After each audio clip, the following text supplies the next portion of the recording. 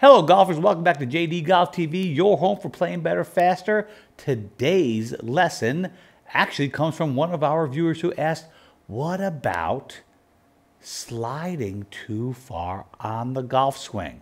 And that came as a direct response to the idea of squishing this way in the downswing, well, transition to downswing. Very important. Let's get after it.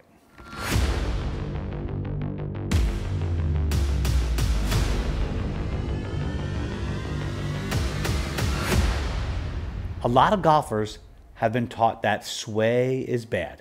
And it is not false that swaying too much this way, although Rory McIlroy does it about 2 inches, especially on his driver this way, that can be dangerous because now you've got to undo it.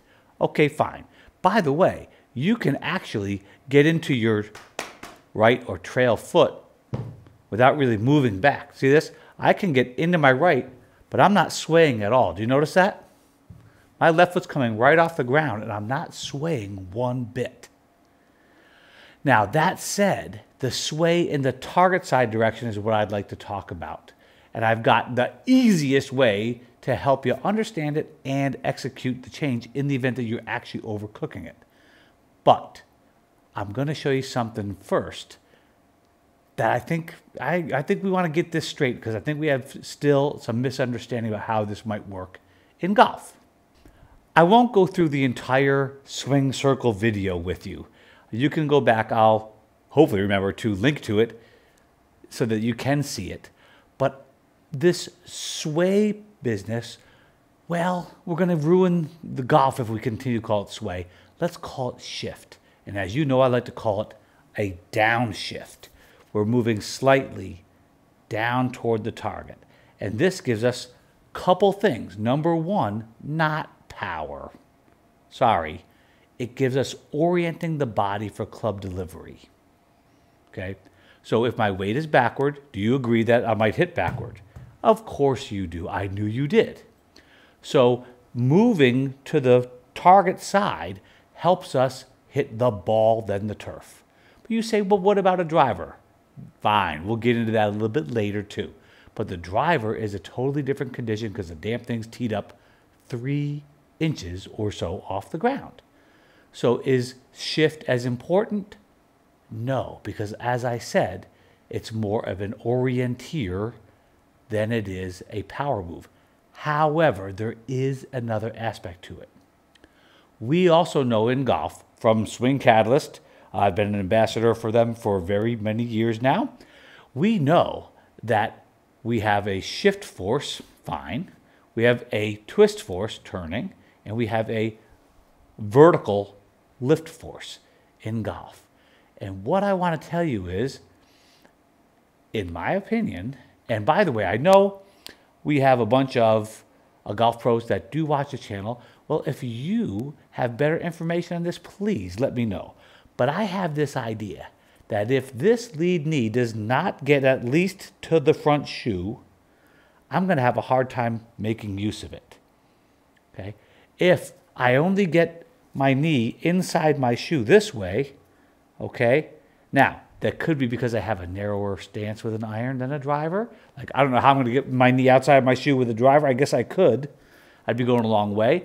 But I think it has something to do with my ability to push off the ground. Foot, knee, hip, all that extension that we talked about that way. I think it is more advantageous to be more on that foot, over the foot, more center of mass over the foot to push off. For instance, if I wanted to push off and my weight is mostly on the back foot, well, I really can't use my front foot very well. If I get on it more, I can use it more. I think that's pretty in my pseudo-scientific way of looking at things. I think that's an okay thing to say to you.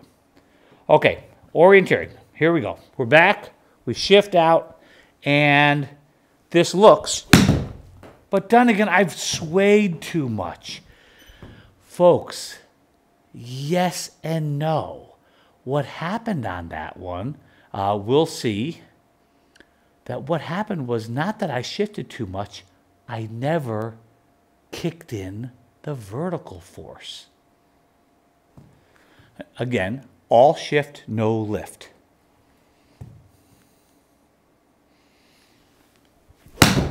Oh, baby! And there you have it. I ran right out of the frame. So I've got a lot of the sway business. My left knee stayed bent the entire time, and I went running down the fairway. Well, folks, what if I told you that the amount of shift is not really the problem? It's that I didn't kick in the second part of it, which is the push up. Folks, look it. I call it the squish and push. There you go.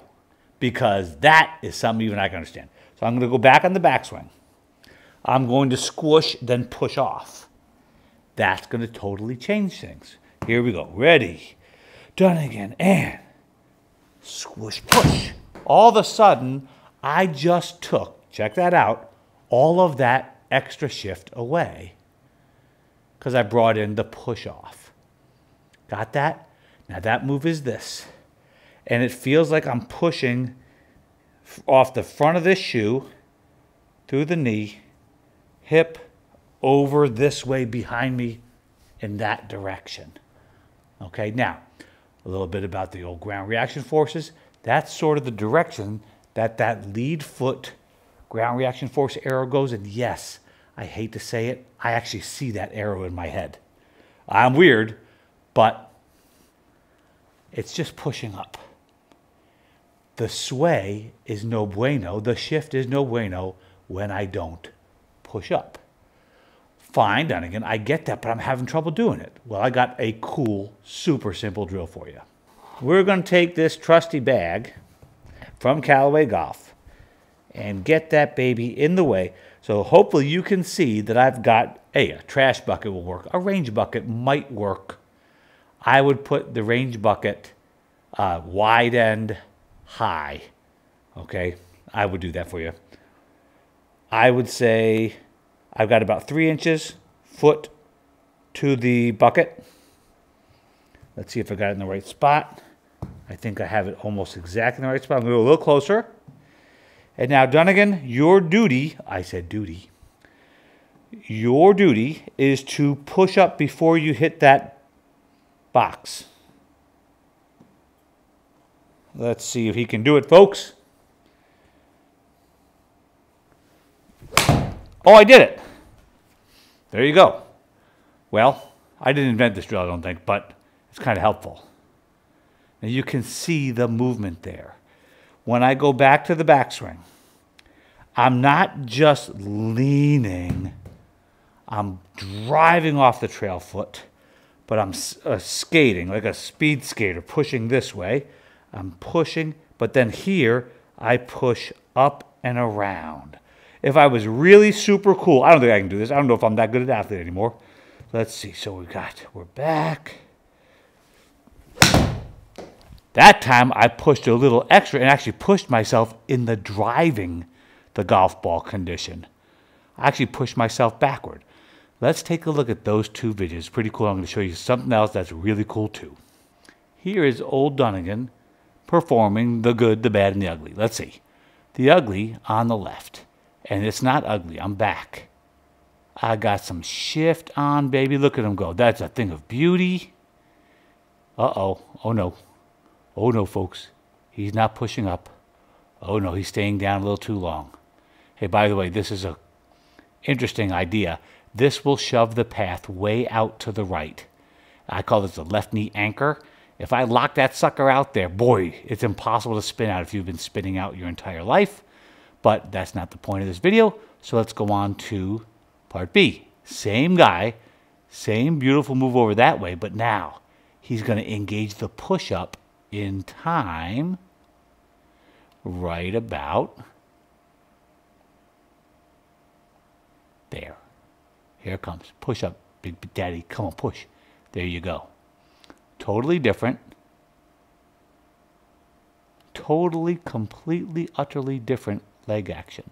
I don't know what that belly's doing there, folks, but I don't know how it got there. You with me there? That's really cool. Then you see the drill Same idea. So I'm using a little feedback from there. Look at that kid go. Beautiful. You can see the left leg's getting really vertical there. Okay, which I actually kind of like. And then you see this guy over here overcooking it like Justin Thomas on a driver. Now I'm going to push earlier and harder backward. Now the left leg is canted away from the vertical, away from the target. Now, just so you see that I'm not just making this crap up, because, you know, well, I'm not. Let's take a look at one of my favorite swings on the entire tour, maybe. Yes, it's Tommy Fleetwood. And you say to me, well, but Dunigan. Okay, and there's a Tommy Fleetwood driver. Okay, we're going to go iron first. And please notice what happens. There's Dunigan. Now, I personally cannot compare myself to Tommy Fleetwood hitting a golf ball. There, I said it. There's the squish. Oh my goodness, wait a minute. So you're telling me one of the best ball strikers on the planet Earth actually gets his lead knee just outside the flared out sneaker, right? So if his foot was straight in, it'd be even more outside that shoe. Okay, well, that's Tommy Fleetwood, folks, so let's just not call it bad. And then he begins to push up.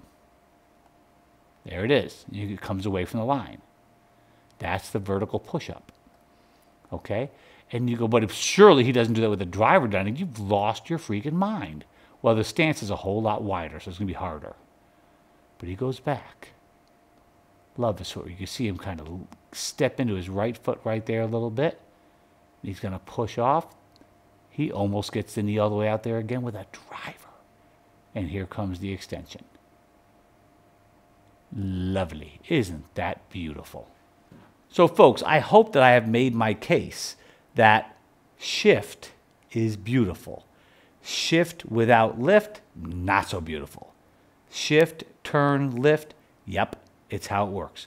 But think about this. If you are swaying too much, all you got to do is put this outside. You can give a little love tap there and then get away from it. Get in there, get out of there. Get in, get out. Okay, cool.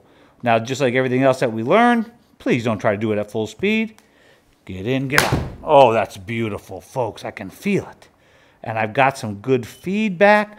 Do you notice I didn't look at where the ball went? I'm trying to move better right now. I don't know how I just hit that damn ball. Okay. Equipment failure, but that was good. So I'm just hitting little 8-irons there. I'm getting my feels, and I might even go, okay, let's get a little closer to it and give it a little nudge. Okay, here. I got a little touch in there, but I definitely got off of it. And now just one cool thing. Sometimes I can activate that push-up by trying to hit the ball really, really, really high. So same guy, same space. All right, Dunigan, that last one was very low. Let's launch one in the air. Okay, so that last one was 55. That went 96 feet. There you freaking go. Sometimes trying to hit the ball really high really helps. And if you have to hit a lot of balls really low, sometimes it can get you into this. Okay, there's a different way to hit it low, but that's not this video. Get after it, folks.